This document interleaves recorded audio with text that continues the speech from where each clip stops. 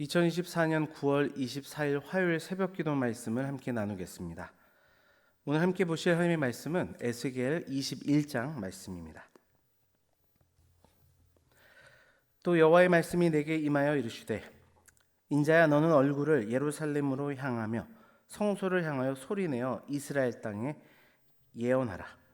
이스라엘 땅에게 이르기를 여호와의 말씀에 내가 너를 대적하여 내 칼을 칼집에서 빼어 의인과 악인을 내게서 끊을지라. 내가 의인과 악인을 내게서 끊을 터이므로 내 칼을 칼집에서 빼어 모든 육체를 남에서 북까지 치리니 모든 육체는 나 여호와가 내 칼을 칼집에서 빼는 줄을 알지라. 칼이 다시 꽂히지 아니하리라 하셨다 하라. 인자야 탄식하되 너는 허리가 끊어지듯 탄식하라. 그들의 목전에서 슬피 탄식하라. 그들이 내게 묻기를 내가 어찌하여 탄식하느냐 하거든 대답하기를 재앙이 다가온다는 소문 때문이니 각 마음이 녹으며 모든 손이 약하여지며 각 영이 쇠하며 모든 무릎이 물과 같이 약해지리라. 보라 재앙이 오나니 반드시 이루어지리라. 주 여호와의 말씀이니라 하라. 여호와의 말씀이 또 내게 임하여 이르시되 인자야 너는 예언하여 여호와의 말씀을 이같이 말하라. 칼이여 칼이여 날카롭고도 빛나도다. 그 칼이 날카로움은 죽임을 위함이요 빛남은 번개같이 되기 위함이니 우리가 즐거워하겠느냐. 내 아들의 규가 모든 나무를 업신여기는도다. 그 칼을 손에 잡아 쓸만하도록 빛나게 하되 죽이는 자의 손에 넘기기 위하여 날카롭고도 빛나게 하였도다 하셨다 하라. 인자야 너는 부르짖어 슬피 울지어다. 이것이 내 백성에게 임하며 이스라엘 모든 고관에게 임함이로다. 그들과 내 백성이 함께 칼에 넘긴 바 되었으니 너는 내 넓적다리를 칠지어다. 이것이 시험이라. 만일 업신여기는 규가 없어지면 어찌할까. 주 여호와의 말씀이니라. 그러므로 인자야 너는 예언하며 손뼉을 쳐서 칼로 두세 번 거듭 쓰이게 하라. 이 칼은 죽이는 칼이라. 사람들을 둘러싸고 죽이는 큰 칼이로다. 내가 그들이 낙담하여 많이 엎드려지게 하려고 그 모든 성문을 향하여 번쩍번쩍하는 칼을 세워 놓았도다. 오라 그 칼이 번개 같고 죽이기 위하여 날카로웠도다. 칼아 모이라. 오른쪽을 치라. 대열을 맞추라. 왼쪽을 치라. 향한 대로 가라. 나도 내 손뼉을 치며 내 분노를 다 풀리로다. 나 여호와가 말하노라. 여호와의 말씀이 내게 임하여 이르시되 인자야 너는 바벨론 왕의 칼이 올 두 길을 한 땅에서 나오도록 그리되 곧 성으로 들어가는 길 어귀에다가 길이 나뉘는 지시표를 하여 칼이 암몬족 속에 라빠에 이르는 길과 유다의 견고한 성 예루살렘에 이르는 길을 그리라.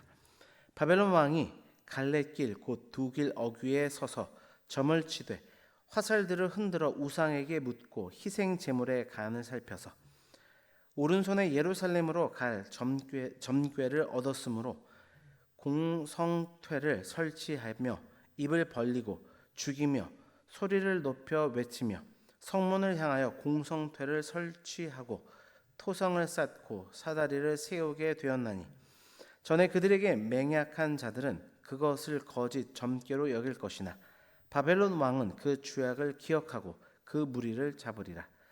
그러므로 주 여호와께서 이같이 말씀하셨느니라. 너희 악의 기억을 되살리며 너희의 허물이 드러나며 너희 모든 행위의 죄가 나타났도다. 너희가 기억한 바 되었은즉 그 손에 잡히리라. 너 극악하여 중상을 당할 이스라엘 왕아 내 날이 이르렀나니 곧 죄악의 마지막 때이니라. 주 여호와께서 이같이 말씀하셨느니라. 관을 제거하며 왕관을 벗길지라 그대로 두지 못하리니 낮은 자를 높이고 높은 자를 낮출 것이니라. 내가 엎드러뜨리려니와 이것도 다시 잊지 못하리라. 마땅히 얻을 자가 이르면 그에게 주리라. 인자야 너는 주 여호와께서 암몬 족속과 그의 능욕에 대하여 이같이 말씀하셨다고 예언하라. 너희는 이르기를 칼이 뽑히도다.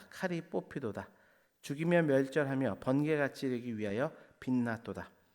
내게 대하여 허무한 것을 보며 내게 대하여 거짓 복수를 하는 자가 너를 중상당한 악인의 목 위에 두리니 이는 그의 날 곧 죄악의 마지막 때가 이름이로다. 그러나 칼을 그 칼집에 꽂을지어다. 내가 지음을 받은 곳에서 내가 출생한 땅에서 내가 너를 심판하리로다. 내가 내 분노를 내게 쏟으며 내 진노의 불을 내게 내뿜고 너를 짐승 같은 자 곧 멸하기에 익숙한 자의 손에 넘기리로다. 내가 불의 섭과 같이 될 것이며 내 피가 나라 가운데 있을 것이며 내가 다시 기억되지 못할 것이니 나 여호와가 말하였음이라 하라. 아멘.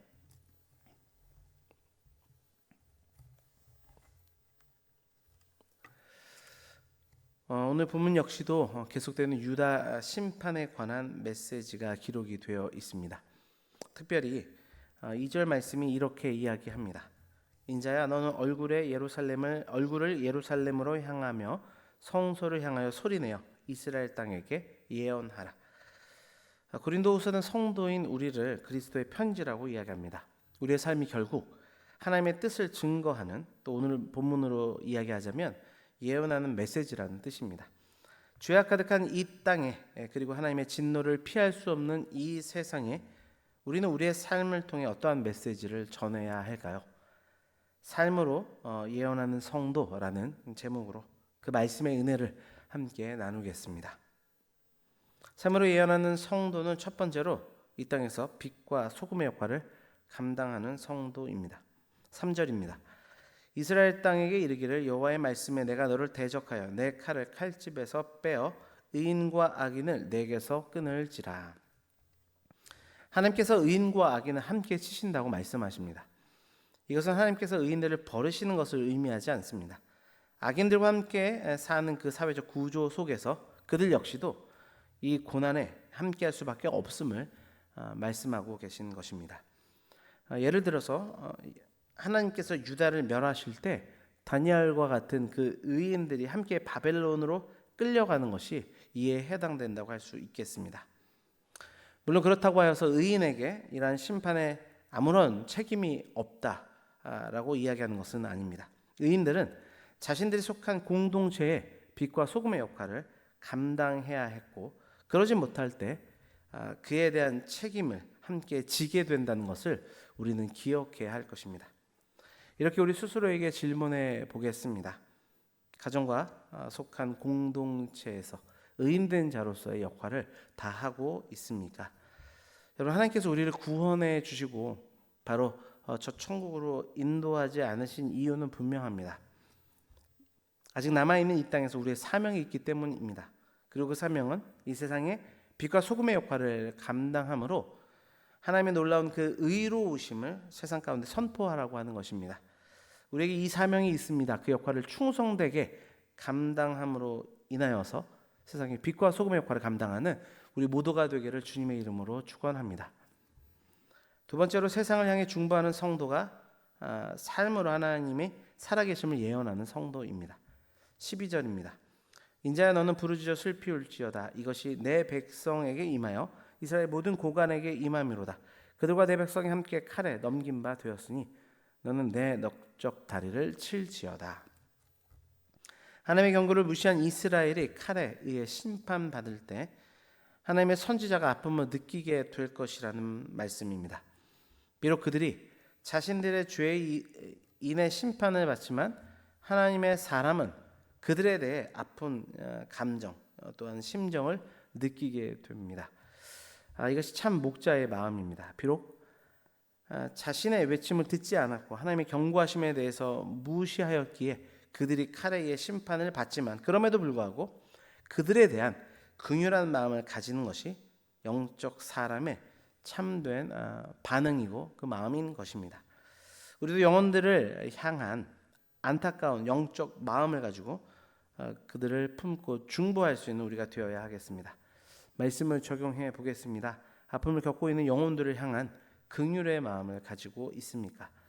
우리가 그 긍휼을 받은 자들이죠. 그 은혜를 기억하며 세상을 향해 또한 아파하는 영혼들을 위해 긍휼한 마음으로 중보하고 더 나아가 친절한 도움을 베풀 수 있는 우리가 되기를 주님의 이름으로 축원합니다. 마지막으로 죄와 싸우는 성도, 그 삶이 이 세상을 향한 메시지가 된다 말씀합니다. 24절입니다. 그러므로 주 여호와께서 이같이 말씀하셨느니라. 너의 악의 기억을 되살리며 너의 허물이 드러나며 너의 모든 행위의 죄가 나타났도다. 너희가 기억한 바 되었은즉 그 손에 잡히리라. 하나님께서 이렇게 바벨론에 의하여 유다가 망하게 되는 것은 바로 그들의 죄로 인한 것임을 말합니다. 하나님의 백성들인 유다는 하나님을 무시하고 그분께 대하여 반역했습니다. 그들은 우상을 섬기며 하나님의 말씀을 멀리하였습니다. 하나님께로부터 권력을 받은 위정자들은 자신의 이익을 쫓으며 하나님의 바른 공의를 그 사회에 실현하지 못했습니다. 하나님께서는 그들을 바벨론을 들어서 벌하십니다. 하나님께서는 이러한 바벨론으로 인하여서 그의 백성들이 자신의 죄를 돌아보게 될 것이라고 말씀하십니다.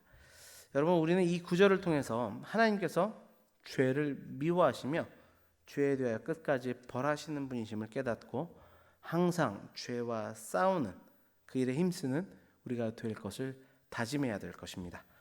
스스로에게 질문해 보기를 원하는데요. 죄에 대하여 민감한 영성을 가지고 있습니까? 죄에 대해 민감하게 반응하며 거룩한 삶으로 나아가는 것이 우리 귀한 사명인 것을 믿습니다. 말씀 맺습니다. 죄악된 세상을 살아가는 성도의 삶이 있습니다. 그 삶은 빛과 소금의 역할을 감당하는 것이고 세상을 향해 중보하는 것이고 죄와 끝까지 싸우는 것입니다. 그럼 우리가 될 때 우리의 삶을 통해 하나님의 귀한 말씀의 예언이 이 세상 가운데 온전히 선포되게 될 줄 믿습니다. 기도하겠습니다.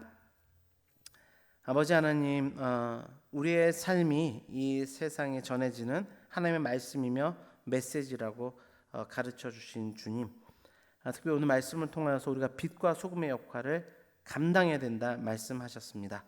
아버지, 기억하게 하셔서 우리가 속해 있는 가정 또는 공동체 가운데 하나님 빛된 예수를 증거하며 아버지 거룩을 정결함을 나타내는 소금과 같은 삶으로 나아가도록 주님 주장하시고 인도하여 주옵소서.